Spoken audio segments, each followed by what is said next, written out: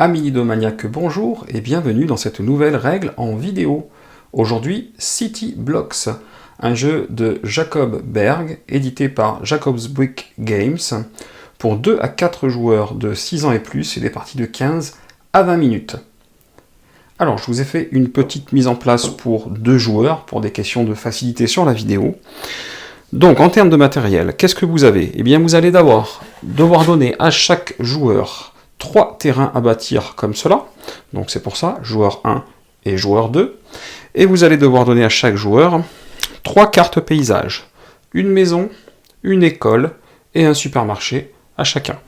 Donc vous le voyez, les formes sont différentes, vous avez un certain nombre de cartes à chaque fois, hop, vous voyez, on voit à travers de formes différentes. Donc ça va être les constructions que l'on doit réaliser les joueurs dans la partie. Vous allez mélanger les cartes événements et les laisser à portée de tout le monde face cachée, et vous allez faire une réserve dans le fond de la boîte. Généralement, c'est le plus efficace des blocs de construction. Une fois que c'est fait, eh bien, généralement, on va dire le premier joueur commence, et le premier joueur va devoir choisir autant de blocs de construction qu'il y a de joueurs. Donc à 3 joueurs, il faudra qu'ils choisissent 3 blocs. À 4 joueurs, il faudra qu'ils choisissent 4 blocs, mais évidemment, il y a une exception, à 2 joueurs, il faudra également choisir 4 blocs. Ensuite, une fois que c'est fait, le joueur qui a choisi les blocs va en sélectionner un, puis le deuxième joueur en sens horaire un autre, le troisième joueur en sens horaire le troisième bloc, et le quatrième joueur en sens horaire, si on joue à 4, prendra le dernier bloc. Si on joue à 2 joueurs, le premier joueur prendra un bloc, puis le deuxième, le premier joueur prendra un bloc à nouveau, et enfin, le deuxième joueur, prendra encore un bloc.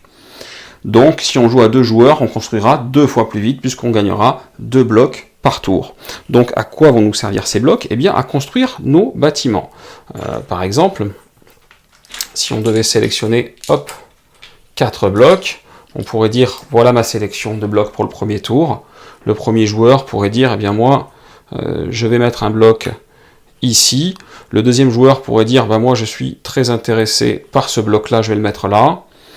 Le joueur suivant pourrait dire, allez, je vais pas te laisser celui-là, donc je vais le prendre, on va le mettre ici. Et ce joueur-là pourrait vouloir, par exemple, mettre ce bloc ici.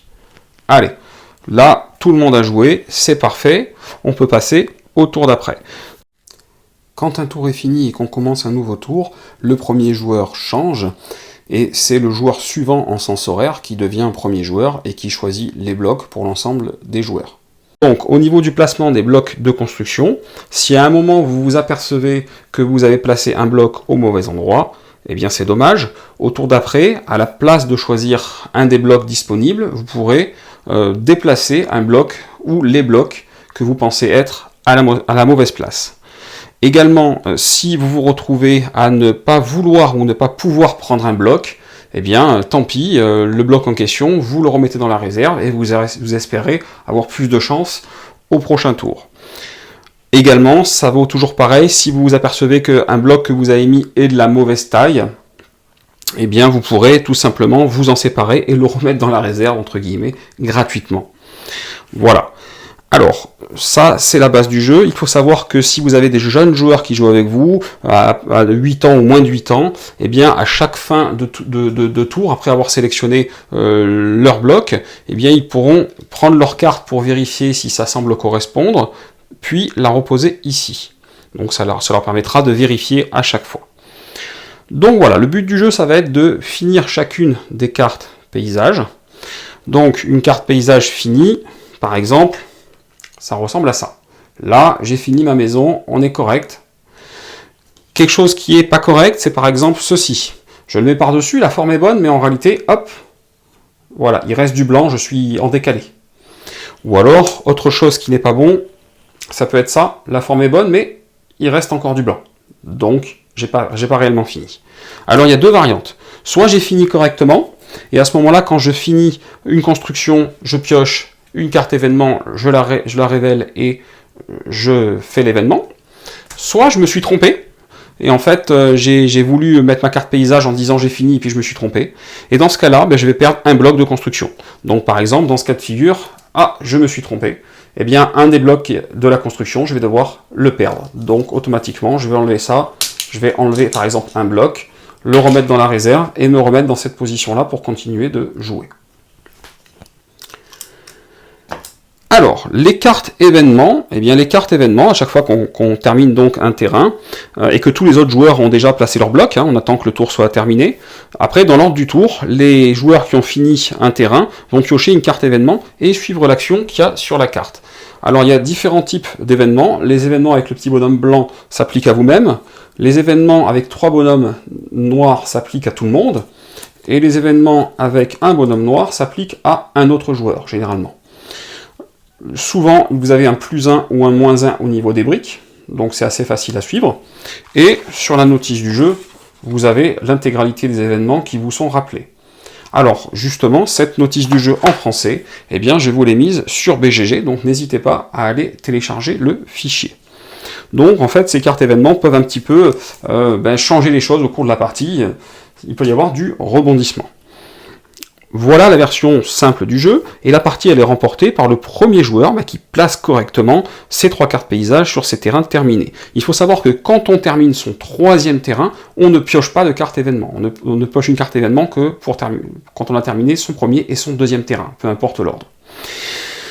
En cas d'égalité, c'est-à-dire si à la fin du tour, plusieurs joueurs sont arrivés à 3 terrains complétés, eh bien c'est l'ordre du tour qui va trancher pour donner le gagnant. Il faut savoir qu'il y a des variantes dans ce jeu, ça c'est la version entre guillemets la plus simple du jeu. La première variante, c'est de ne pas utiliser un trio standard de une maison, une école et un supermarché, mais de complexifier, peut-être en enlevant une maison et en mettant 2 écoles, ou par exemple 2 supermarchés. Voilà, donc vous pouvez complexifier le jeu en choisissant avec quel type de carte paysage vous allez jouer. La deuxième manière de complexifier le jeu, ça va être de construire sur 2 niveaux, parce que là on a construit à plat. Donc à ce moment-là, ça voudra dire que il va falloir, la construction sur 2 niveaux va vous obliger à avoir au moins un bloc de construction au niveau 2 de votre construction, et va vous obliger à avoir un cran non recouvert au premier niveau.